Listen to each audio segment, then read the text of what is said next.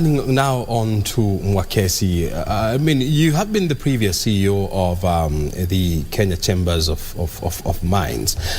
We know there is gold in this country in the areas around Nyanza, Migori, Kakamega. All this has been known for many years. There is rare earth minerals which are becoming a hot topic, you know, at the global stage, with China and the US squaring it over these rare minerals.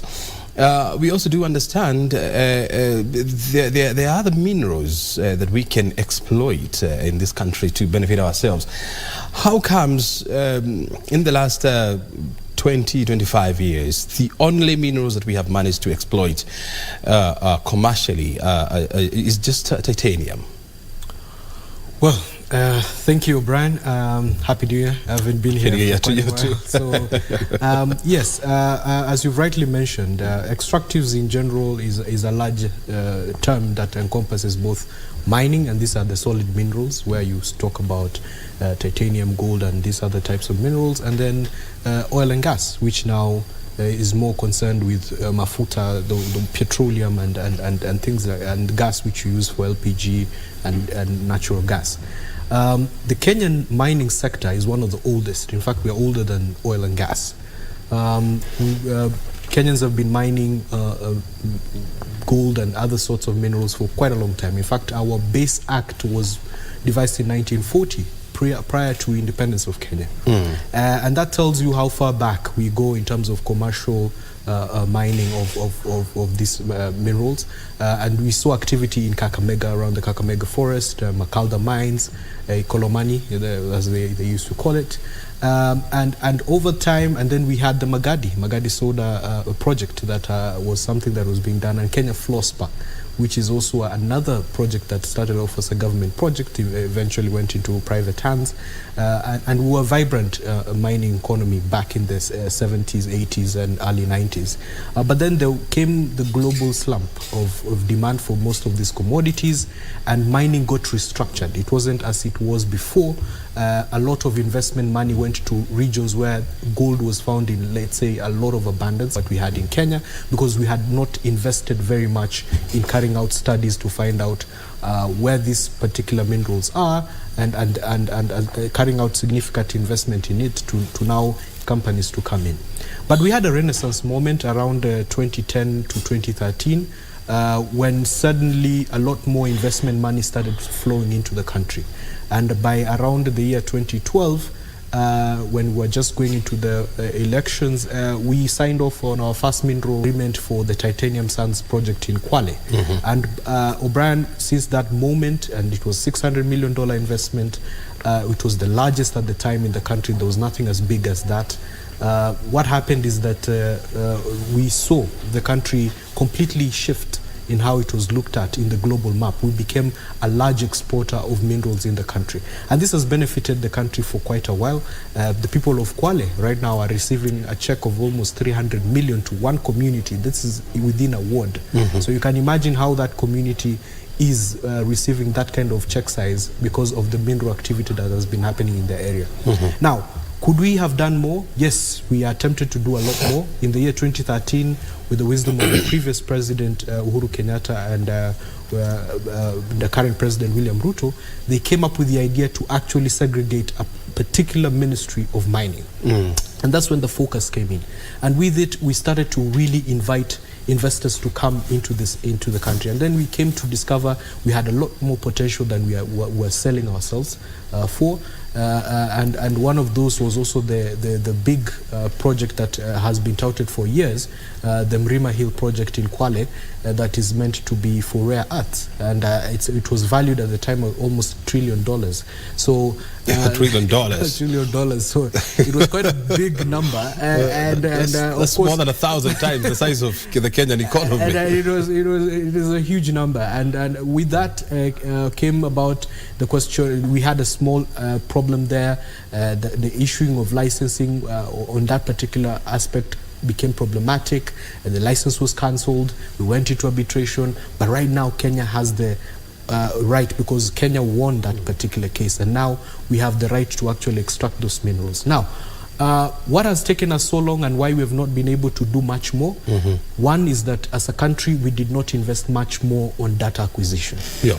We have been very slow on this, both on the mining side and also on the oil and gas side. We've been very dependent on foreigners to come and do this on our behalf. To remedy this, the government came up with a project called the Airborne Geophysical Survey. It was meant to be done by the Chinese, but the government felt it was better we do it on our own. And for the past 2 years, there was some activity done around the Airborne Geophysical Survey. However, in as much as that has been done, the results have not yet been released. And because of that, also Kenya went into a slowdown in terms of issuance of licenses. In 2019, licensing was frozen in the country.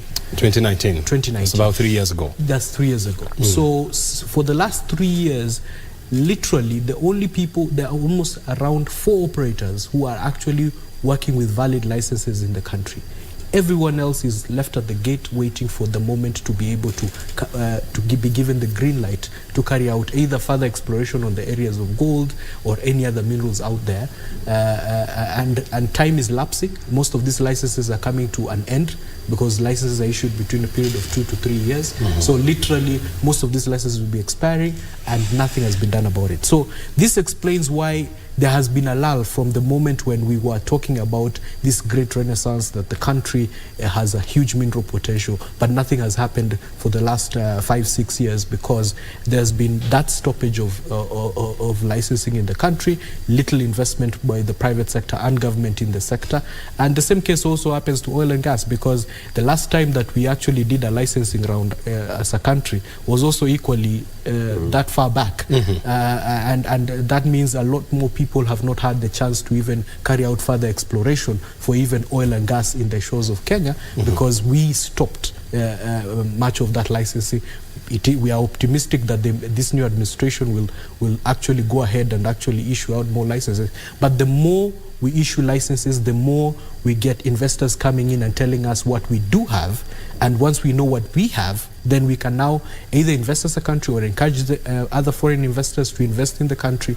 And then that creates economic activity that allows for job creation. And then we start getting the royalties and the taxes that now even enable us to spur our economy. Without that kind of activity, then the extractive sector will always be said to be a potential economic driver, but we are not reaping those rewards because we have not put in the right gear to move this sector forward. I also want to hear from you, I mean, as a former CEO of Kenya Chamber of Mines, apart from what we know, the rare earth minerals in Kwale, the titanium also in Kwale, we also have a coal in Mwingi Basin, and I remember there was a lot of controversy when a Chinese tried to mine that. We also reported to have gold in the western part of this country. What else do we know that we have?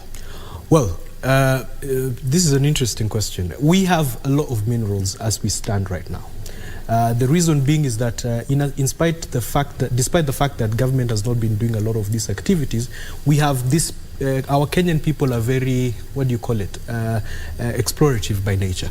And every day somebody comes across a new type of mineral, they take it to the labs in Madini Center here in Kenya, in Nairobi, and we discover that we have new types of minerals that are existent in our country. So there's been a new discovery of tantalum and tantalite, which is actually used as one of the battery minerals, okay, within the country, both in the area of Samburu and in Meru area.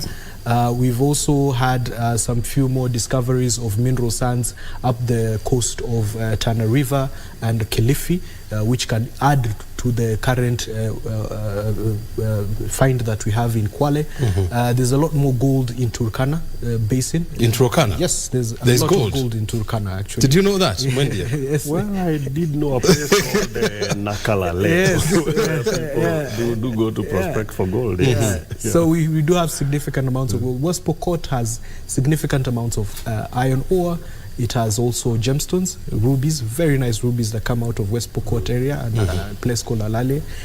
There is also a significant amount of copper that we've discovered in areas of Migori. Copper? Yes, and also in Kitui area. So all of this is potentially available, and this is what we're finding on the surface. And most of these very highly potential minerals, you find them deep underground, but we need more of these particular studies. But as a country, indeed, we have a lot of potential, because to the north of us, we have highly rich mineralized countries such as South Sudan, Somalia, and all these others. To our south, we also have highly mineralized nations like Tanzania, which has gold and all these gemstones and diamonds. So we straddle along the same belt that moves across these countries. To our west, we have Uganda, which has also significant amounts of gold, iron, and other minerals, copper.